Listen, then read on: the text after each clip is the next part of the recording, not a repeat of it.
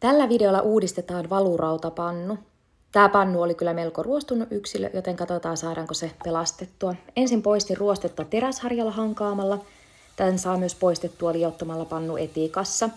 Reunoista sai ruosteen hyvin tuollaisella teräshankaussienellä. Iso muutos tuli jo pelkän harjauksen perusteella, mutta seuraavaksi sit kuivattelin pannun tuossa nuotion vierellä. Sitten tehdään rasvapoltto. Se tarkoittaa sitä, että pannun pintaan laitetaan öljyä, se poltetaan kuumassa, jolloin siihen muodostuu tämmöinen tarttumaton pinta. Mulla oli käytössä muurikan silava öljy, mutta siihen käy myös nämä mainitut öljyt. Levitin pari kerrosta ja annoin välissä imeytyä kunnolla. Poistin ylimääräisen rasvan ja sitten mennään seuraavaan vaiheeseen, jonka voi suorittaa myös ihan tavan uunissa. Kun tuo nuotion tuli on sammunut ja jäljellä on vaan hiillos, niin laitetaan tämä pannu sinne kuumien hiilien päälle. Poistan pannu hiililtä, kun se rasva alkaa savuamaan kunnolla.